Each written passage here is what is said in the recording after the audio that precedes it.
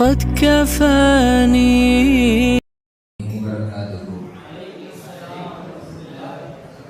الحمد لله والصلاة والسلام على رسول الله وعلى آله وصحبه في سبيل الله والأنبياء والأولياء فناف الله أما بعد.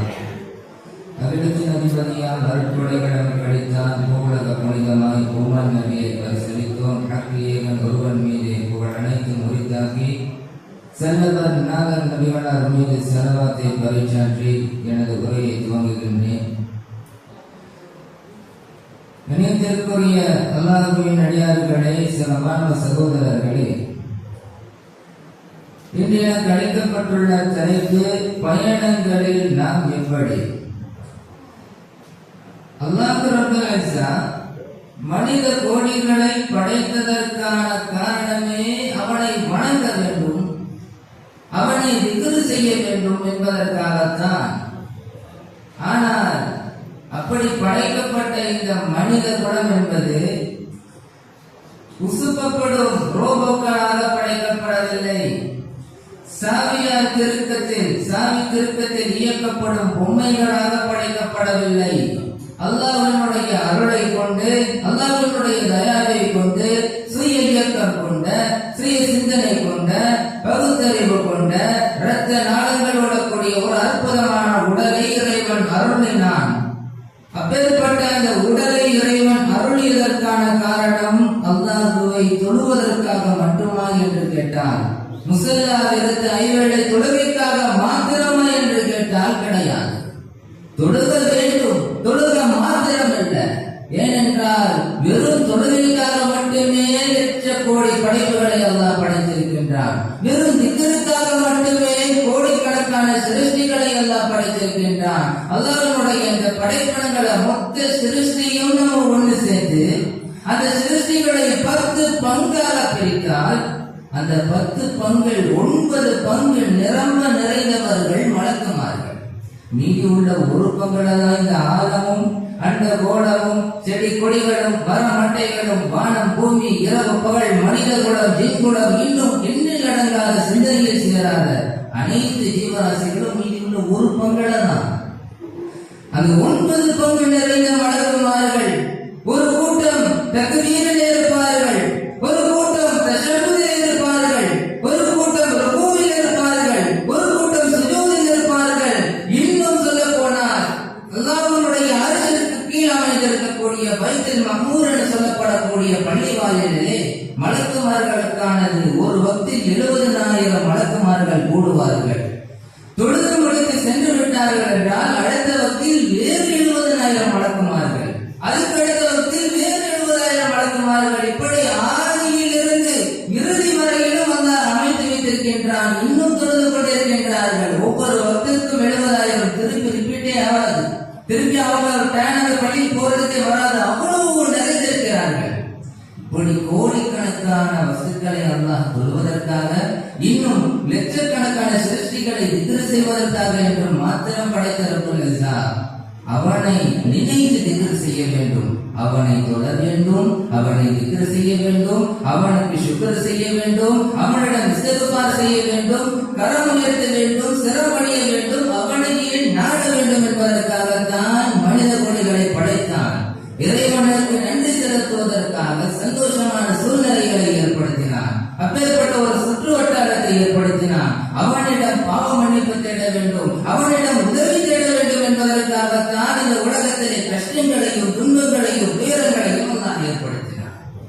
இப்படி எல்லா நிலைகளையும் அல்லாஹ் மனிதன் அனுபவிக்க வேண்டும் என்பதற்காக, இந்த சுற்றுச்சூழலையும் மனிதன் அனுபவிக்க வேண்டும் என்பதற்காகவே ஆக்கி வைத்த ரப்புல் இஸ்ஸா வெறுமனக்கு மனித குலத்தை தொழுங்கள், நீங்கள் ஓதுங்கள். இன்று நாம் குப்பாவில் செய்த திக்ர்கள் இருக்கின்றது. ஹதரத் சையதுனா ஷேக் சூஃபி ஹஸ்ரத் அவர்களுடைய அருமையான திக்ர் தொகுப்பு. அது ஒரு மிக பெரும் இபாதத். அந்த இபாதத் குதுப நாயகத்தினுடைய கோட்டை எனப்படக்கூடிய மௌலானாவின் குப்பாவிலே நாம் பங்கு பெறும் பாக்கியம் பெற்றவர்களாக இருக்கின்றோம். இது இபாதத் என்று சொல்லலாம், இது மாத்திரம் இபாதத் என்று சொல்லிவிட முடியாது. இதை விட்டவன் தரிகாவாக இல்லை, இதை விட்டவன் முஸ்லிம் அல்ல என்றெல்லாம் கூறிவிட முடியாது. யார்கிட்ட கூறலாம், யாரிடத்துல கூறலாம்? பேர்பட்ட சூஃபி அவர்களுக்கு பிராவினுடைய முரீது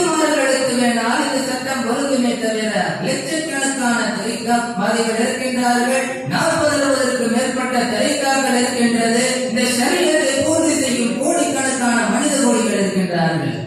முதல்ல ஏகப்பட்ட இபாதத்துகள் அல்லாஹ் வச்சிருக்கிறான்.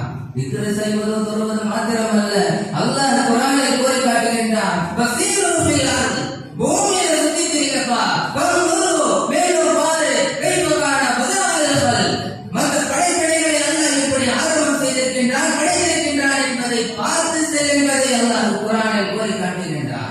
உலகத்தை சுத்தி பார்க்க சொல்கின்றான், அதுவும் ஒரு இபாதத். அந்த படைப்பினங்களை பார்க்கும் பொழுது அல்லாஹ்வை நாம் நினைக்கின்றோமே, அது ஒரு இபாதத். அந்த இடங்களை நாம் அந்த படைப்பினங்களை வர்ணிக்கும் பொழுது இறைவனை துதிக்கின்றோமே, அது ஒரு இபாதத்.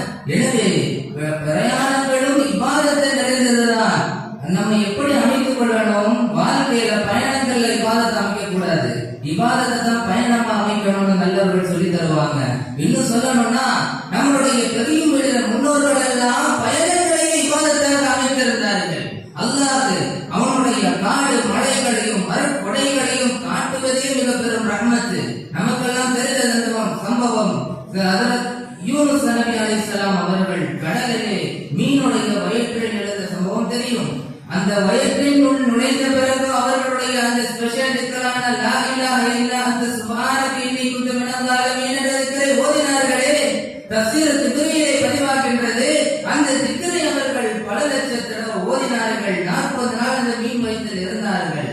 ஆனால் அவர்கள் முதல் தடவை திக்ர ஓதினதோடு அல்லாஹ் மன்னிச்சான்.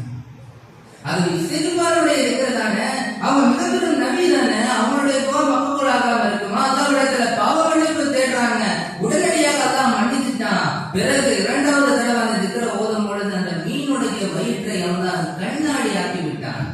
மூன்றாவது தடவை ஓத ஆரம்பிக்கின்றார்கள். 4, 5 இப்படி லட்சக்கணக்கில் அந்த 40 நாட்களில் எத்தனையோ கோடி தடவை ஓதிவிட்டார்கள். அவர்கள் ஒவ்வொரு தடவை ஓதும் பொழுதும் கடலுக்கடியில் மறைத்து வைத்திருந்த ஒவ்வொரு அற்புதங்களையும் அதிசயங்களையும் இறைவன் அந்த மீனுடைய வயிற்றிலே இருந்து சுற்றுலா காட்டினான் என்பது வரலாறு. அப்போ அல்லாஹ்வுடைய அற்புதங்களை பார்க்க செல்வதே பாக்கியம் என்பதை வரலாற்றில் நமக்கு தெரிகின்றது. பயணங்கள் மேற்கொள்ள வேண்டும். குதுப நாயகம் அவர்கள் இன்று ஜீலானிலே பிறந்து ஜீலானில் இருந்திருந்தார்கள் என்றால் மார்க்கத்தின் முஹியதீன் என்ற பட்டத்தை அவர்கள் சுமந்திருப்பார்களா? அவர்கள் ஜீலானில் இருந்து உலகில் பல இடங்களுக்கு சென்றார்கள். இந்தியா வந்தார்கள், தமிழகம் வந்தார்கள், மக்காவுக்கு மதீனாவுக்கு பல குராசான் போன்ற நாடுகளுக்கெல்லாம் சென்று இறுதியாக பகதாதில் ஏற்றிட்டு அவர்களுடைய தர்பாரை அமைத்துக் கொண்டார்கள். அதுபோன்றுதான் ஏசியாவின் 2 ஒளிச்சுடர்கள் என்று படக்கூடிய கிரேட் லைட்ஸ் ஆஃப் ஏசியா, யாரு?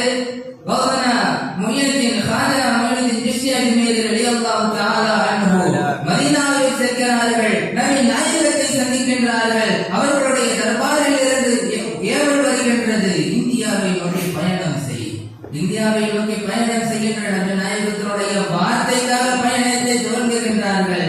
இந்தியா வந்து அடைந்தால் அவர்களுடைய பார்வைப்பட்ட இடமெல்லாம் இஸ்லாம் ஆகின்றது. அவர்களை கடந்து செல்பவர்கள் எல்லாம் முஸ்லிமாகி விடுகின்றார்கள். இப்படி மார்க்கப்படிக்காக பயணம் செய்தார்களே, பாக்கியத்தை அனுபவித்தார்களே, 90 லட்சம் பேரை முஸ்லிமாகி விட்டு மரணித்தார்கள், இறைவனுடைய அடி சேர்ந்தார்கள். அதுபோன்றுதான் எஜமான் ஷாவுல் அமீர் பாதுஷா நாகூரி ரலியல்லாஹு தஆலா அன்ஹு அவர்கள் போகாத நாடே கிழக்காசியாவில் கிடையாது என்று சொல்லப்படுகின்றது.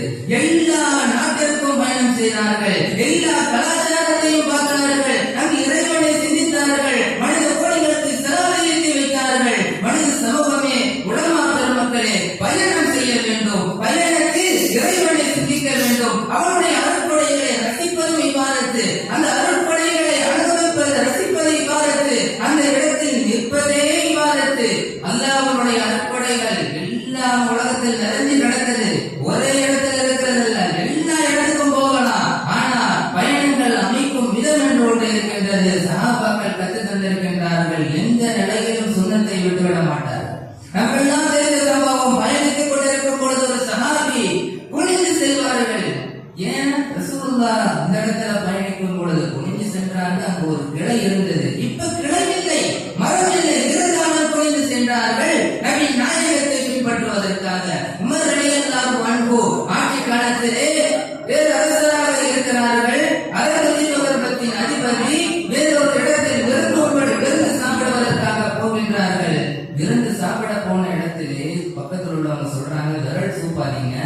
எல்லாம் ரோமானியர்கள் ஒரு மாதிரி நம்மளை பார்ப்பாங்க.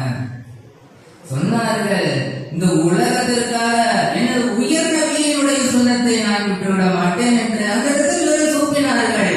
அந்த சம்பவத்தை நான் இன்று விரலில் ஒரு திரவியம் சுரக்கின்றது, சாப்பிட்ட பிறகு விரல் சூப்பினால் அந்த திரவியத்தில் உணவோடு சென்று உட்சென்று ஜீரணம் சிறப்பாகின்றது என்று அறிஞர்கள் கண்டுபிடிப்பதற்கு அந்த சம்பவம் தான் எடுத்துக்காட்டாக இருந்தது. எனவே உலகத்தில் பல இடங்கள் பயணிப்போம், பயந்தருவோம், இறைவனுடைய அருட்கொடைகளை அனுபவிப்போம், அதை கொண்டு நம்முடைய ஈமானையும் வலுப்படுத்தும் வண்ணம் அமைத்துக் கொள்வோம் என்று இந்த வேண்டலோடு என்னுடைய பிரார்த்தனையை அல்லாஹ்வினுடைய நினைவு நமக்கு எல்லா சிந்தனைகளும் எல்லா தருணங்களையும் தந்தருள் புரிவானாக, விநாயகத்தின் முகப்பத்தை மதிக்கப்படுத்தி வைப்பானாக என்ற பிரார்த்தனையை முடித்துக் கொள்கின்றேன். அஸ்ஸலாமு அலைக்கும் வரஹ்மத்துல்லாஹி வபரகாத்துஹு.